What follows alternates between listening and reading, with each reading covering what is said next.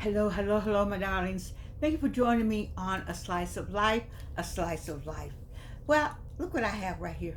I voted today because we had a runoff in our district today, District 11. And there were a number of runoffs today. And what was sad, I'm happy about having this. I'm very happy about getting one every time there's an opportunity to vote. But you know why I'm saddened? I'm saddened because in this District 11, maybe it was maybe 1,000 people, maybe 1,500 people voted, and we are a huge area, and only a few people voted. Maybe because it was raining, I don't know. But the fact that the numbers were running like 500 for some one candidate and 800 for another candidate, and that's less than 2,000 people came out to vote, and how hard they wanted to take away the voting from us. There's a move where we won't be able to vote, and they don't want us to vote anymore. And you know when that happens, everybody's gonna be up in arms. And I'm gonna say, but where were you on December the 2nd, 2025? Where were you on even the November election? There weren't many people coming out to vote. What is happening? Have we lost heart? Do we think it's not going to happen? Do we think that opportunity is feigning, and so therefore we just need to just throw our hands up in the air and let them have it? No, we all worked very hard to get us to where we are today. I always say, I got the burn. I got the burn, okay? And you said, well, that's just a tiny burn. Didn't matter. I didn't have the right to be burned by anybody while I'm out protesting. So here we are out protesting and making sure we have the right to vote, making sure we have rights as people, as African Americans, as people, as human beings. And you didn't come out to vote today. You didn't come out and vote today. And so when something goes wrong, then you're gonna be the first one to say, well, you're gonna rock your head and shake your neck and all those things you like to do when nobody was there. I went on a cane. I went with neuropathy. Neuropathy neuropathy doesn't like a cold weather, and neuropathy doesn't like rainy, wet, snow, anything unusual. You know, neuropathy wants to be on the beach all the time with sunshine. You see, so neuropathy was not playing with me today. But uh, I went to for a homegoing for a good friend of mine. A wife passed away. Went over to Big Bethel today, and then my daughter and I kept going to the voting booth. And she asked, what number was it? And the number was so low at our precinct. I mean, how do you have under 200 people in a precinct as big as our particular precinct is? What is happening with this is my question. Who am I to who am I to pass judgment? I want to. That's not correct, but I'm saying we fought too hard. We fought too hard to get where we are today. And you didn't come out to vote. And so it was okay. I mean, in our case, I could understand we had two very qualified, matter of fact, for the initial um, voting, we had maybe about 9 or 11 people, but all very qualified. And it boiled down to two. And then we had one set of people who said the city and the city council and the mayor all wanted this person, and then regular people, non-name brand people, wanted the other person. And so now, and then the former candidates wanted the other person, and so that so it's been a it hasn't really been a battle because nobody really came out to vote. I'm disturbed by that nobody was there. My daughter and I were talking about it, and she said, "You know, Mama, nobody came out to vote." And I think about how you know you're gonna mess around and let there's so much going on that they can pull the numbers up and say, see, they're not voting anyway. See, they don't care anyway. And translate that in a manner that's not true for the SWATs. It's not true. It's not true for District 11 that we're not interested in our neighborhood. We're not interested in improving District 11. We're not interested in the improvements in District 11. That we're not interested in having a more quality stores and uh, um, upgrading the food desert that we have going on over here still. Um, Hamilton Road still look like Hamilton Road. The low looks like the low. Um, but where Bucks used to be in the S&S cafeteria that's closed down, you know, um, it's just the pockets of Atlanta, pockets of Southwest Atlanta has looked the same through several council people. We have the same look. I moved over here on Lyndhurst in 1966. And I'm not there now, but that's where I started, on that street. And I said all that to say that, and then it was a different group of people over here. If you remember, this was all white. And who lived here? Where did they go? All the white people left the houses, and now the white people are coming back for the homes, and people getting upset about it, and that it was recycling. It's a recycle, a repeat, or reverse something, whatever you want, however you want to look at it. But I'm looking at that we stayed home, and it was a cold day today, and so maybe that's my neuropathy didn't like it, but I could not let the day go by without voting. And so when you have a complaint now to me, I'm gonna ask you, did you vote? Did you vote? Did you come out on December 2nd in the rain and the cold and cast your vote? And do you want, there are people who are waiting to say, but they don't vote anyway. And if they wanted to say that, they could say it on this runoff, but they don't vote anyway. And we are the they. We are the they. District 11 represents is the they. They will say the theys will say that District 11 doesn't vote anyway. I'm very disappointed. The same way with the school board. I don't think the school board people, I think they may have gotten a few more thousand people. They got some thousands. We didn't get 1,000. The winner didn't get 1,000. And we got tons of phone calls, and so many phone calls, and so many emails, and so many mailers. All the money that went out for our candidates spent a ton of money, and they won under 1,000 people.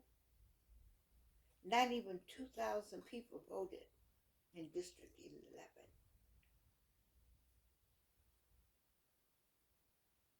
Think about that. That's I just wanted to come on and say something about are you watching the headlines, and are you paying attention to what's going on in America on a bigger scale, and how it's easy to point fingers if you're in a position, then you can point fingers and say, well, statistically, black people don't vote. Why they need to vote anyway? Black this don't vote or that don't. Who voted the most today? I don't know. We have to get the particulars when they come up on who were the voters that came out. What age group came out? Maybe there's something there. There's a trend, Is it our young people voting? Are the younger people voting? Who stayed home? I would like to know in this particular case who came out and voted. I'm very disappointed. I'm very disappointed. And then the statement was, well, our mayor already won. The people came out for Mayor Dickens. They did. But they didn't come back out for the council people. And the council people make decisions. My daughter reminded me, they make decisions for all the people over here in the SWATs in District 11. District 11 runs almost up by, it runs up to, where, I can't think of the cleaners that's up there. All the way up Cascade, almost past Avon, a little past Avon, all the way back to where the city stops. Oh, that's a lot, and that's houses. You know, that's a huge territory from Avon, right at Avon maybe, because that's District 4 up there. But Avon and Cascade maybe, and come all the way back to almost right before you get to the highway, before Kroger, and then go south over to Camp Creek, because some of District 11 is over on Camp Creek, and some of it's down in Gilbert Forest. That's a huge district. A lot of people need services. A number of influential people live within the parameters that I talked about.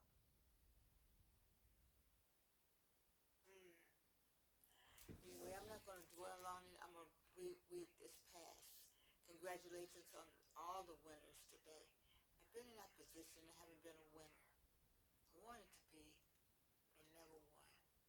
But I still consider myself a winner in that I haven't left the neighborhood and support the neighborhood and still work for the good of the neighborhood, which is what we're supposed to do. We're not supposed to just go away somewhere. Some people, they have run, they just gone. We don't even know where they are. They haven't been back, haven't done anything, haven't said anything. I guess they just want to be the council person, but they didn't want to be a neighbor, or they didn't want to get out and make something happen in the neighborhood. And I don't know. So I'm passing judgment again. I do want us though to think about the big picture here, and I hope that we will be having a meeting soon for our little neighborhood, and we want to make a difference in the SWATs, and wherever you are, we want you to do the same thing, make a difference in your neighborhood, and get people out to vote, and encourage people to make a difference and stand up and be counted. Um, you know, did you hear? I was so disturbed. You tell me if you heard. I'm gonna wait for Tabitha to play it. I don't have the capabilities yet on how to do all that. But did you hear the President of the United States speak about Somalian people and and and the negative terminology that was used in describing them? And I thought about if my mom was Somalian, how I would feel, or how I would feel as a Somalian myself. Or I had friends maybe who was from Somalia. Or if I was thinking about going there to visit, I don't know what was the wrath behind this disturbing statement about them.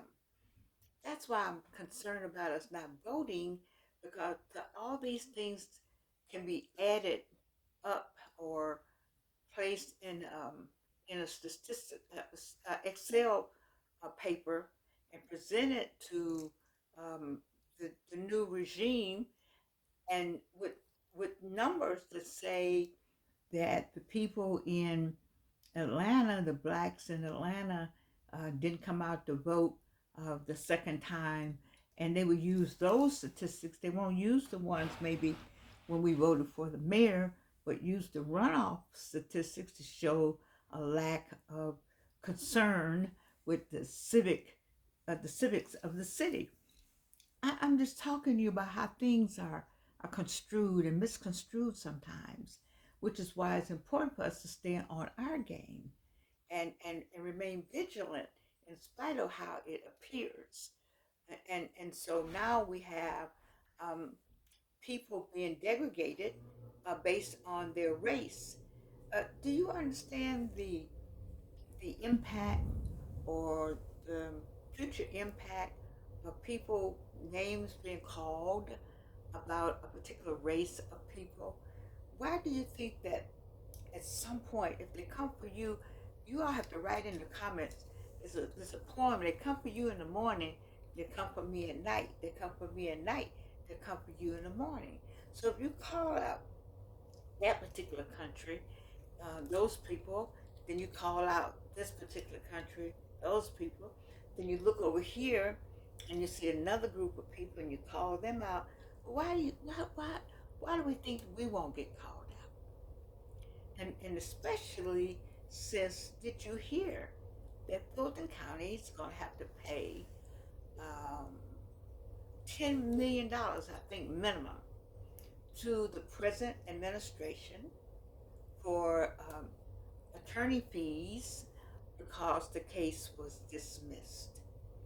And one of the caveats that was approved and voted on in the state of Georgia was that if the case were dismissed, then there should be a penalty assigned to the case of the people who brought the case, and that would be Fulton County, and the taxpayers, which $10 million of taxpayers' money is going to be paid to the lawyers who were on the other side. I don't know if you all are keeping up with the dollar signs or keeping up with the minutia of the things that are going on. You need to get your own Excel sheet and see where all this is going. You see, the end result is always that money is going to flow away from you and it's going to jump in a basket that's big, a gross basket. And that basket has been collecting since 2020, 24 now. There's been a collection basket, and it's running over the top. You talking about my cup running over? His cup is running over, and we're contributing to that on a regular basis. And I don't know how many of us are paying attention, but not voting today. It it it lends itself to join in with a number of regulatory,